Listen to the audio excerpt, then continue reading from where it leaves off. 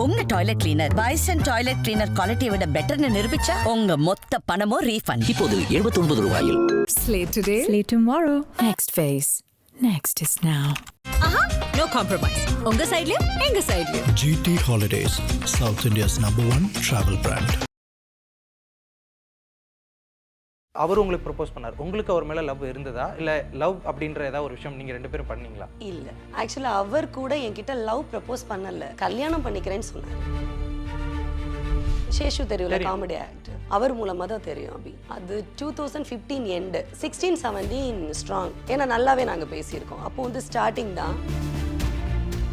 அப்பா கிட்ட சொன்னாரு, கல்யாணம் பண்ணிக்க ஆசைப்படுறேன், பேசுறியா அப்படின்னு கேட்டாரு. அப்பா என்கிட்ட பேசணும், ஏன் பொண்ணு தானே நான் பேசிக்கிறேன் நீர் அப்படின்னு கிண்டலா ஸ்டார்ட் ஆச்சு. அப்ப கூட நான் என்ன நினைச்சேன்னா, இவர் கிண்டல் பண்றாரு, அவரு எவ்வளவு பெரிய ஆர்டிஸ்ட் இல்ல, அப்போ வந்து பெரிய மாடல் வேற, ரொம்ப பெரிய மாடலா இருந்தாரு. ஸோ அப்படி அழகா இருக்கவங்க நம்ம கிட்ட எதுக்கு அப்ரோச் பண்ணோம். அவங்க அம்மாவோட வந்து அப்ரோச் பண்ணாங்க. அப்ப எனக்கு தோணுச்சு, ஒருவேளை உண்மையா இருக்குமோ. அவங்க அம்மா கூட்டு வந்தப்ப கூட என்ன பதில், அவங்க அம்மாட்ட என்ன சொன்னாங்க? அம்மா கிட்ட இதான் சொன்னேன், குடிக்கிறாங்கம்மா, ரொம்ப குடிக்கிறாங்க, தண்ணி போட்டா மட்டும் 1 மணி நேரம், 1/2 மணி நேரம், 2 மணி நேரம் விடாம கால் பண்ணிக்கிட்டே இருப்பாரு, ஏதாவது பேசுவாரு. ஆனா அப்போ அது யாரையும் நோகடிக்கணும்னு போட்டதில்லை, என்னுடைய தனிப்பட்ட கருத்து. அபிக்கு உடம்பு சரியில்லாதப்போ, உடம்பு முடியாதப்போ, டெத் ஆனப்போ யாருமே வரல, யாருமே கேட்கல, சொல்லல, அப்பெல்லாம் ட்ரோல் பண்ணல. இதை எடுத்து ட்ரோல் பண்ணி இதனால வந்து யாரோ என்னமோ பேசிட்டு இருக்கிறாங்க. எனக்கு அது புரியவே இல்லை. இன்டர்வியூ போட்டிருக்கீங்க, முகநூல் பகுதி இன்ஸ்டால எல்லாம் இருக்கு, நீங்க அதை டெலீட் பண்ணிடுங்க, எனக்கு கஷ்டமா இருக்கு, நான் இந்த மாதிரி அபி கூட 2 வருஷமா இருந்தேன் அப்படின்ற மாதிரி டைரக்டா கால் பண்ணி சொல்லிட்டாங்க. ஆமா, எனக்கு அவங்க யாரு தெரியாது. நீங்க அந்த ஒரு போஸ்ட் போடும்போது உங்க ஹஸ்பண்ட் எதுவுமே சொல்லலையா? சொல்லல. யாருக்கா இருந்தாலும் ஒரு பொசசிவ் ஆகலாம், கண்டிப்பா ஆகும். பட் என்னுடைய கணவரை பொறுத்த வரைக்கும் நான் ரொம்ப பெருமையா சொல்லிக்கிற விஷயம் என்னன்னா, அவங்க பெரியார் அதிகமா படிச்சவங்க. அபி இறந்தது எனக்கு தெரிஞ்சிருந்தா கூட நான் போயிருக்க மாட்டேன். ஏன்னா அபி வரக்கூடாதுன்னு ஏற்கனவே சொல்லியிருக்காங்க. வணக்கம் ஸ்ரீ அஸ்வினி. வணக்கம். எப்படி இருக்கீங்க? நல்லா இருக்கேன், நீங்க எப்படி இருக்கீங்க? ரொம்ப சூப்பராக இருக்கேன். ரீசெண்டாக உங்களுடைய ஒரு போஸ்ட் அபிநய் ரிலேட்டடாக பார்த்துருந்தோம். அது பார்த்ததுக்கப்புறம் அதில் இருக்க கமெண்ட்ஸாக இருக்கட்டும், நிறைய விஷயங்கள், சில பேர் பாசிட்டிவாகவும் பேசியிருக்காங்க, சில பேர் நெகட்டிவாகவும் பேசியிருக்காங்க. எனக்கு என்னென்னா, அது எந்த அளவுக்கு ஒரு உண்மைத்தன்மையான ஒரு போஸ்ட் அப்படின்றத நான் உங்கள்கிட்ட கேட்டு தெரிஞ்சுக்கணும் அப்படிங்கிறதுக்காக தான் இந்த இன்டர்வியூ. அபிநய் அப்படின்றவர் ஆக்சுவலாக அவர் உங்களுக்கு ப்ரப்போஸ் பண்ணார், உங்களுக்கு அவர் மேலே லவ் இருந்ததா இல்லை லவ் அப்படின்ற ஏதாவது ஒரு விஷயம் நீங்கள் 2 பேரும் பண்ணீங்களா? இல்லை, ஆக்சுவலாக அவர் கூட என்கிட்ட லவ் ப்ரப்போஸ் பண்ணல, ஓகே, கல்யாணம் பண்ணிக்கிறேன்னு சொன்னார். ஏன்னா சேஷு அப்பா, அவர் சேஷு தெரியும்ல, காமெடி ஆக்டர், அவர் மூலமாக தான் தெரியும் அபி. எந்த வருஷம் அது? அது 2015 எண்டு, 16-17 ஸ்ட்ராங். ஏன்னா நல்லாவே நாங்கள் பேசியிருக்கோம். அப்போ வந்து ஸ்டார்டிங் தான். ஒரு ஆர்டிஸ்ட்டாக நம்ம பார்ப்போம்ல, டிவியில் பார்த்த ஒருத்தங்களை நம்ம ஃப்ரெண்டில் பார்க்கும்போது, இப்போ ரொம்ப கேஷுவல். இப்போ எவ்வளோ பெரிய ஆர்டிஸ்ட்டை பார்த்தாலும், ஏன்னா நம்ம இண்டஸ்ட்ரிக்குள்ளே இருக்கோம், டைரக்ஷன் டிபார்ட்மெண்ட்டில் ஒர்க் பண்ணிகிட்டு இருந்தேன், நிறைய ஆக்ட்ரஸோட ஒர்க் பண்ணியிருக்கனால இப்போ கேஷுவலாக இருக்குது. பட் அப்போனா கிராமத்துலேருந்து வரும்போது எனக்கு புதுசாக இருந்துச்சு. ஓகே. ஸோ அந்த டைமில் சரி, பார்த்த உடனே அவர் சொல்லிட்டாரா உங்கள்கிட்ட இந்த மாதிரி கல்யாணம்? பார்த்த உடனே இல்லை, ஆக்சுவலாக ஃபஸ்ட்டு ஒரு ஈவெண்ட் அட்டன் பண்ணோம். 2வது ஈவெண்ட்டில் என்னென்னா, போல்டான ஒரு சில விஷயங்கள் சேஷோப்பா நான் ஆக்டிங் ஸ்டேஜில் போயிட்டு இருந்துச்சு. ஆக்சுவலாக நல்ல ஞாபகம் இருக்குது எனக்கு, அது எந்த ஊருன்னு ஞாபகம் இல்லை. எல்லோ கலர் சாரீ கட்டியிருப்பேன், வைலட் கலர் பார்டர் இருக்கும் அந்த சாரீ. யதார்த்தமாக இவங்க வந்து சேஷோப்பா நல்லா பேசிகிட்டு இருக்கிறபோது கேஷுவலாக பேச ஆரம்பித்தாங்க. நான் பேசினது அங்கே ரூமுக்குள்ளே நடந்த ஒரு சில இன்சிடென்ட்ஸ், நான் ஓப்பனாக பேசின விஷயங்கள் பார்த்து, அந்த போல்டை பார்த்து தான் அவங்க அப்பா கிட்ட சொன்னார், கல்யாணம் பண்ணிக்க ஆசைப்படுறேன், பேசுறியா அப்படின்னு கேட்டார். அப்பா என்கிட்ட பேசணும், ஏன் பொண்ணு தானே நான் பேசிக்கிறேன் நீர் அப்படின்னு கிண்டலாக ஸ்டார்ட் ஆச்சு. அப்போ கூட நான் என்ன நினச்சேன்னா, இவர் கிண்டல் பண்ணுறாரு, அவர் எவ்வளோ பெரிய ஆர்டிஸ்ட் இல்லை, அப்போ வந்து பெரிய மாடல் வேறு, ரொம்ப பெரிய மாடலாக இருந்தார், படங்கள் பண்ணியிருக்கிறாரு. நம்மளை பொறுத்த வரைக்கும் அவர் ஒரு ஹீரோ அப்படி தானே நம்ம பார்த்துருப்போம். இன்னொன்று இவ்வளோ அழகாக இருக்கு, எங்கள் ஊரில் ஏற்கனவே அந்த இன்டர்வியூஸில் சொன்ன மாதிரி தான், ஒயிட்டாக இருந்தாலே செம்ம அழகாக இருக்காங்க, இப்படி தான். ஸோ அப்படி அழகாக இருக்கவங்க நம்மக்கிட்ட எதுக்கு அப்ரோச் பண்ணோம்? அவங்களுக்கு இல்லாத ஃப்ரெண்ட்ஸாக நம்ம அப்படின்ற மாதிரி தானே ஒரு ஃபீல் ஆகும். அந்த ஃபீல் இன்னொன்று ஒரு பயம். ஏன்னா நான் அவங்கள 1-2 வாட்டி பார்க்கும்போது கேஷுவலாக பார்த்தேன். பட் சேஷு அப்பாட்ட பேசின அந்த இன்சிடென்ட்ஸ் இருக்குல்ல, ஈவினிங் ரூமில், அது வந்து ட்ரிங்க்ஸோட பார்த்தேன். எனக்கு தண்ணி அடித்தாலே கொஞ்சம் பயம். ஏன்னா அபிநய் ட்ரிங்க் பண்ணுறதை நீங்கள் பார்த்தீங்க? நான் நிறைய வாட்டி பார்த்துருக்கேன். நிறைய வாட்டினா இதை வேற பெருசாக ஏதாவது மீடியாவில் இது பண்ண போகிறாங்க. நான் சொல்கிறேன் நிறைய வாட்டி நான் பார்க்கும்போது ஒரு 4-5 டைம்ஸ்னு வச்சுக்கோங்களேன்.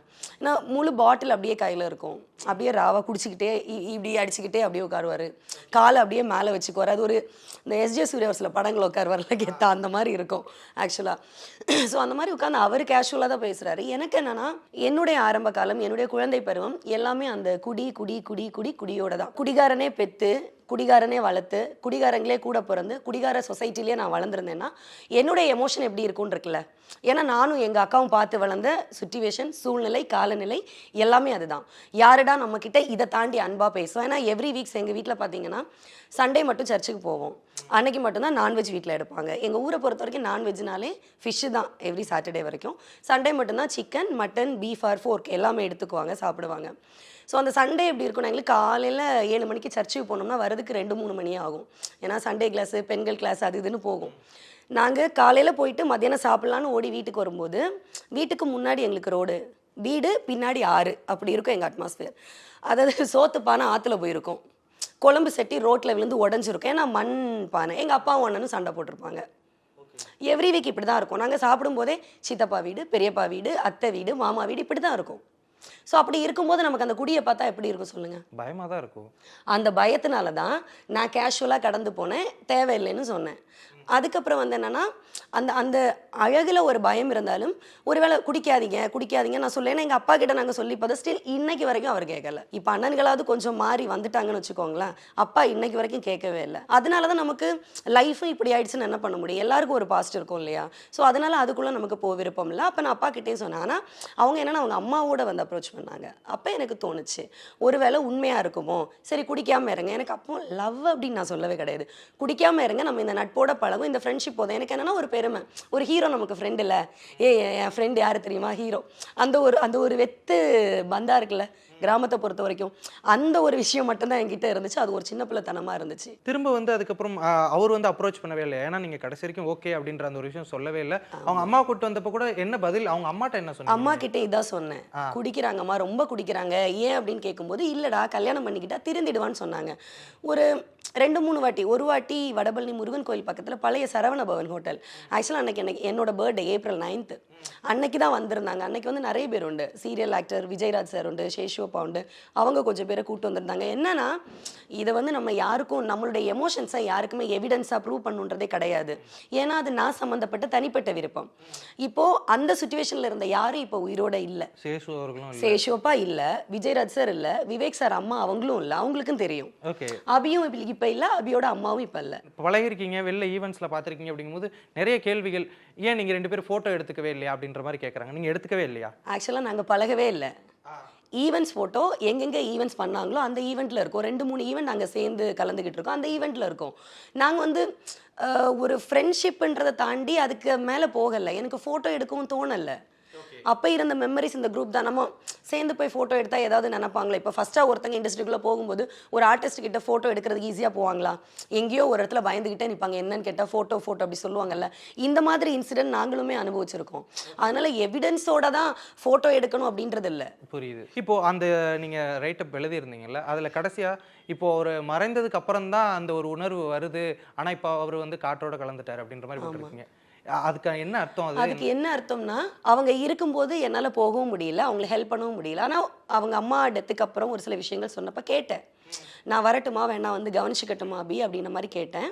அது என்ன சார்ந்திருந்த 1-2 பேர்கிட்ட நான் கேட்கவும் செஞ்சேன். ஏன்னா நான் வந்து இருக்கிறது எல்லாமே வந்து கேன்சர் பேஷண்ட், சுகர் பேஷண்ட், இந்த புண்ணால பாதிக்கப்பட்டு வீட்டில் இருப்பாங்க, தனிமையில் இருப்பாங்க, இவங்கள கேர் எடுத்து பார்த்துக்கிறதா என்னுடைய. என்ன பண்ணிருக்கீங்க இப்போ ஃபுல்லா? நான் சோஷியலாக எல்லாருக்கும் ஹெல்ப் பண்ணுவேன். பட் நான் சினிமா அசிஸ்டன்ட் டைரக்டர் தான், டைரக்ஷன் பண்ணுறதுக்கான இதில் தான் ஃபர்ஸ்ட் எய்ட் நர்சிங் தான் நான் பண்ணேன். ஸோ அதை சார்ந்து இருக்கிறவங்களுக்கு மோட்டிவேஷன் ஸ்பீச் பண்ணுவேன். ஆக்சிடென்ட் கேர் நிறைய எனக்கு தெரிஞ்சு என்னால் ஒரு 500 குடும்பமாவது சேவாக நல்லா இருப்பாங்கன்னு நான் நினைக்கிறேன். ஏன்னா நிறைய பேர் ஆக்சிடெண்ட்டில் காப்பாற்றிருக்கேன். இதுதான் என்னுடைய வேலையாக நான் வச்சிட்டு இருக்கேன்னு வச்சுக்கோங்களேன். இவ்வளோ தான்.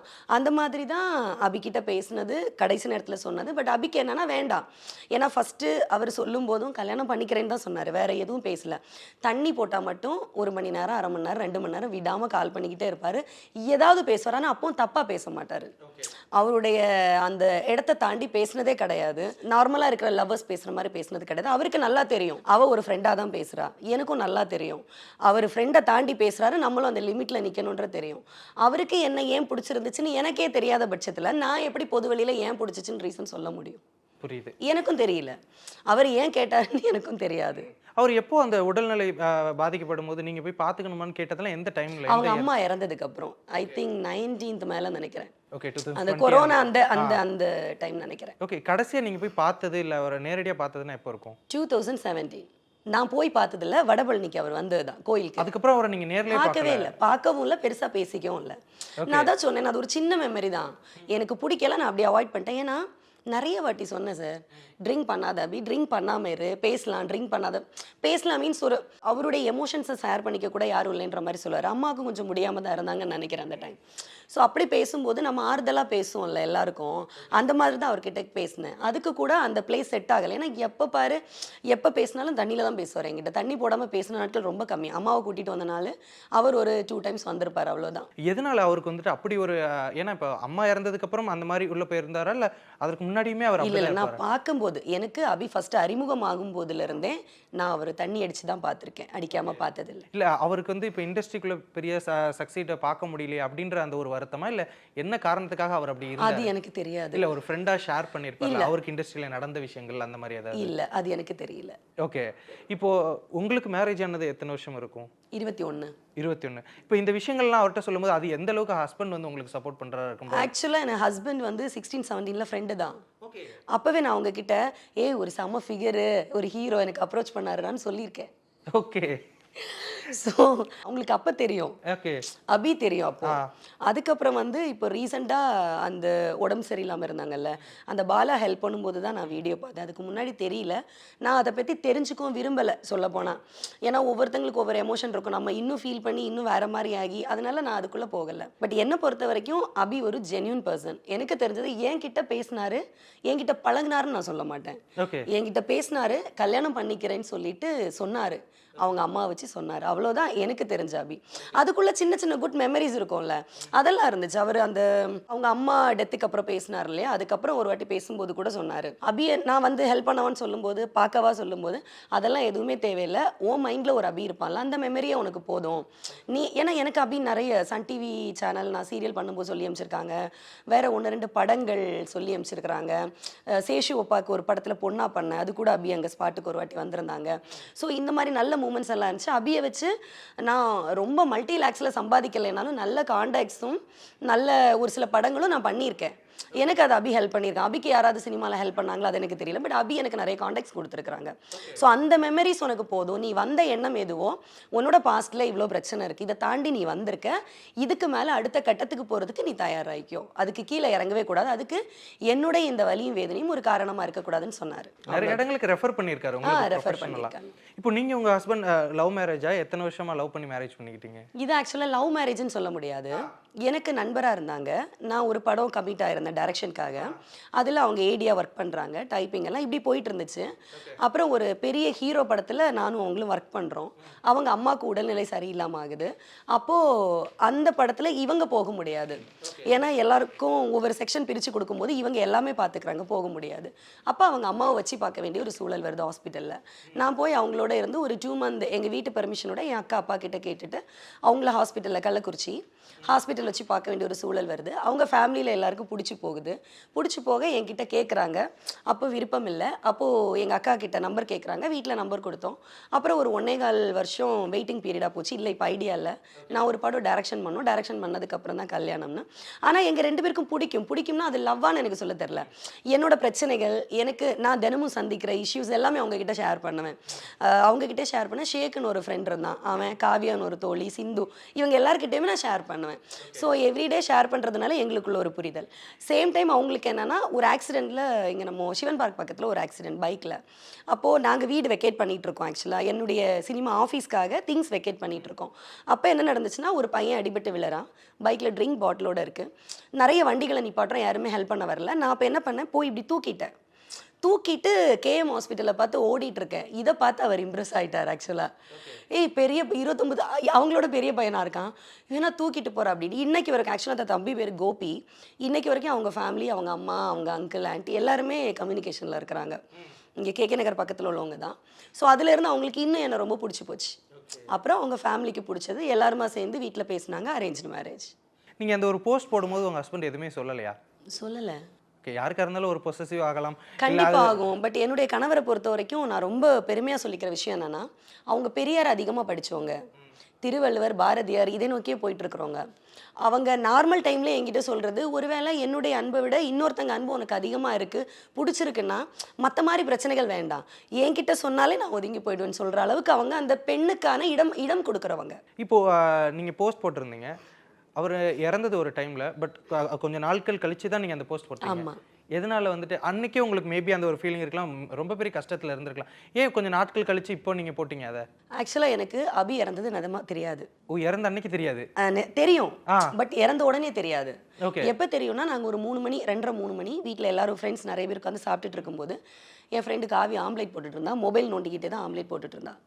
அந்த டைமில் அவள் தான் கிச்சன்லன்னு சொன்னால் லீன்னு கூப்பிடுவா. லீ இங்கே பாரு, ஏதோ ஒரு ஹீரோ வந்து இறந்து போயிட்டாராம், அவர் அடக்கம் பண்ணுறதுக்கு யாருமே இல்லை, அனாதையாக கிடக்குறாங்க அப்படின்னு போட்டிருக்காங்க அப்படின்னு.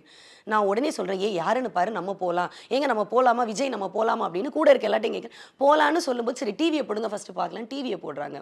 போடும்போது தான் ஆல்ரெடி பாலா வந்து எல்லாமே முடிச்சிட்டாங்கன்னு சொன்னாங்க. இன்னொன்று, அபி இறந்தது எனக்கு தெரிஞ்சிருந்தா கூட நான் போயிருக்க மாட்டேன். ஏன்னா அபி வரக்கூடாதுன்னு ஏற்கனவே சொல்லியிருக்காங்க. என்னுடைய இழப்பு ஒன்று பாதிக்க, எப்படி இப்போ ரோபோ அண்ணா இறந்தது அக்காவுக்கு வந்து ஒரு மெமரியா இருக்கும், அவர் ஷூட்டிங் போயிருக்கிறாருன்ற மாதிரி, அந்த மாதிரி ஒரு சின்ன ஃபீல், ஒரு எமோஷன் தான் இது. ஏன்னா அவர் இறந்து போனதா எனக்கு இன்னும் ஃபீல் ஆகவே இல்லை, சீரியஸாகவே சொல்கிறேன். ஏன்னா அவங்க பேசின அந்த கடைசியா ஃபர்ஸ்ட் நம்ம கொஞ்சம் சண்டை போட்டிருப்போம், குடிக்காத சொல்லி சண்டை போட்டிருப்போம். அதுக்கப்புறம் நடந்த ஒரு சில இன்சிடென்ட்ல வந்து அபி சொன்ன விஷயங்கள் எனக்கு ரொம்ப பிடிச்சிச்சு. நீ வந்த வேலை அதை பாரு, என்னோட எந்த ஒரு பிரச்சனையும் உன்னை பாதிக்கப்படக்கூடாது, நீ வந்த எண்ணத்தை நோக்கி போயிட்டாரு, நீ ஜெயிச்சாலே எனக்கு ஹாப்பி அப்படிதான். அவர் பார்த்துக்க யாருமே இல்லை, அதுக்கப்புறம் கேபி பாலா அவர்கள் பார்த்துக்கிட்டாரு. சப்போஸ் அப்பவும் யாருமே இல்லை அப்படின்னா நீங்க போயிருப்பீங்களா?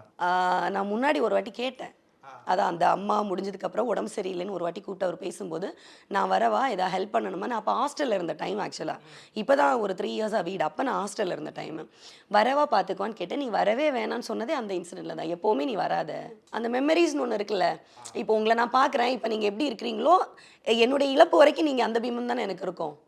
ஸோ அந்த ஃபீல் தான். கடைசி அந்த ஃபோட்டோஸ் அதெல்லாம் பார்த்தீங்களா, அவர் இறக்கும் தருவையில் இருந்த அந்த ஃபோட்டோஸ்? இல்லை, பார்க்கல. நான் அதை பார்க்கவே விரும்பலை. ஓகே. ஆக்சுவலாக என்னுடைய அந்த லாஸ்ட் மினிட்டு கூட நான் போஸ்ட் லேட்டாக போட்டதுக்கு ரீசன் கூட நீங்கள் கேட்டீங்க. என்னோட ஹஸ்பண்டுக்கு பாஸ்டில் அந்த கோபி ஆக்சிடெண்ட்டுக்கு முன்னாடி ஒரு 8 மந்த்ஸில் நடந்த ஒரு சில முக்கியமான நிகழ்வுகள் மறந்துடுச்சு. நான் ஞாபகம் வரல. அப்போ என்னோட FB இன்ஸ்டா எல்லாமே தேடும்போது ஃபோட்டோ கிடைக்கல. எனக்கு வந்து ஒரு 3 இயர்ஸ் பேக் ஒரு ஐடி வந்து ஹேக் ஆகிடுச்சு, அது இப்போ எனக்கு இல்லை. அப்போ சைஃபர் செல்லில் கம்ப்ளைண்ட் கொடுத்து அதில் ரொம்ப தப்பான படங்கள் எல்லாம் ஏற்ற ஆரம்பித்தாங்க அந்த அக்கௌண்ட்டில். ஸோ அந்த அக்கௌண்ட்டை திரும்ப இப்போ வந்து நான் ரீகால் பண்ணி தேடும்போது அந்த இயரில் அபியோட அந்த ஈவெண்ட்டில் இருந்த ஃபோட்டோஸ் நான் அப்லோட் பண்ணியிருந்தேன். என்னுடைய கணவருக்கான மெமரி ஃபோட்டோஸும் அங்கே இருந்துச்சு. அதை எடுக்கும்போது இந்த ஃபோட்டோ கிடைச்சதுனால டக்குன்னு எனக்கு அந்த ஒரு செகண்ட் தான் இல்லையா, ஒருத்தங்க சூசைட் பண்ணிக்கணும்னா ஒரு செகண்ட் தான், அந்த எமோஷன் தான் எனக்கு வந்து சரி ஓகே, இவ்வளோ தூரம் நான் சொன்னேனடா, குடியால் செத்து போயிட்டியே, குடிக்காமல் இருந்திருந்தாலும் கன்சிடர் பண்ணியிருக்கலாம்ல, உண்மையாக உனக்கு பிடிச்சி நீ அப்ரோச் பண்ணியா, பிடிக்காமல் அப்ரோச் பண்ணி, அது ரெண்டாவது. பட் நீ ஒரு வேளை குடிக்காமல் இருந்திருந்தா லைஃப் ஏதோ ஒன்று மாறி இருக்க வாய்ப்பு இருக்குல்ல, அந்த ஒரு ஆதங்கத்தில் தான் நான் அந்த பதிவை போட்டேன். அதுவும் அது யாரையும் நோகடிக்கணும்னு போட்டதில்லை, என்னுடைய தனிப்பட்ட கருத்து. நான் என்ன சொல்கிறேன், எவ்வளோ பேர் சோஷியல் மீடியாவில் எவ்வளோ விஷயங்கள் போடுறாங்க, என்னுடைய தனிப்பட்ட கருத்தை என் சுயம் சார்ந்து என்னுடைய முகநூல் பகுதியில், என்னுடைய இன்ஸ்டாகிராம் பகுதியிலையும் நான் தனியாக பதிவு பண்ணுறேன். யாருமே அபிக்கு உடம்பு சரியில்லாதப்போ, உடம்பு முடியாதப்போ, டெத்தானப்போ யாருமே வரல, யாருமே கேட்கல, சொல்லலை, அப்பெல்லாம் ட்ரோல் பண்ணலை. இதை எடுத்து ட்ரோல் பண்ணி இதனால வந்து யாரோ என்னமோ பேசிகிட்டு இருக்கிறாங்க, எனக்கு அது புரியவே இல்லை. அது மீடியாவாக இருக்கட்டும், மீடியாவும் அப்படி தான். என்னுடைய தனிப்பட்ட வாழ்க்கையை பொதுத்தளத்தில் போட்ட தப்பு தான், பட் அதை ஏன் நியூஸ் ஆக்கணும் எனக்கு புரியல. இப்போ நீங்கள் பொதுத்தளத்தில் போட்டது, அதுக்கப்புறம் அதை மீடியா எடுத்து நியூஸ் ஆக்கிறத தாண்டி ஏஞ்சல்னு ஒருத்தவங்க உங்களுக்கு எதிராக பேசிகிட்டு இருக்காங்க. அதாவது நீங்கள் சொல்கிறது எல்லாமே போய், அவங்க கூட லிவின்ல ஏஞ்சல் அவங்க வந்து 2-3 வருஷமாக இருந்ததா அவங்க சொல்கிறாங்க. அப்படிங்கும்போது அது உங்களுக்கு தெரியுமா தெரியாதா, இல்லை அவங்க உங்க மேலே நிறைய விஷயங்கள் வச்சுட்டு இருக்காங்க, அதை பார்த்தீங்களா, அந்த வீடியோ பார்த்தீங்களா? ஆக்சுவலாக அந்த மிஸ்ஸஸ் எக்ஸ் அவங்க வந்து எனக்கு கால் பண்ணாங்க. கால் பண்ணி இன்டர்வியூ போட்டிருக்கீங்க, இன்ஸ்டா முகநூல் பகுதி இன்ஸ்டாலெல்லாம் இருக்குது, நீங்கள் அதை டெலீட் பண்ணிவிடுங்க, எனக்கு கஷ்டமாக இருக்குது, நான் இந்த மாதிரி அபி கூட 2 வருஷமாக இருந்தேன் அப்படின்ற மாதிரி டேரெக்டாக கால் பண்ணி சொல்லிட்டாங்க. ஆமாம், எனக்கு அவங்க யாரும் தெரியாது, புதுசாக தான் கால் வந்துச்சு. நான் இதை பற்றி பேசுகிறதுக்கு விருப்பம் இல்லை சிஸ்டர், தயவு செஞ்சு வச்சுருங்க, என்னுடைய தனிப்பட்ட கருத்துன்னு சொல்லிட்டு கட் பண்ண போகும்போது, இல்லை எனக்கு அவங்க ஃப்ளாட்டில் உள்ள யாரோ கேட்டாங்க அப்படின்னு.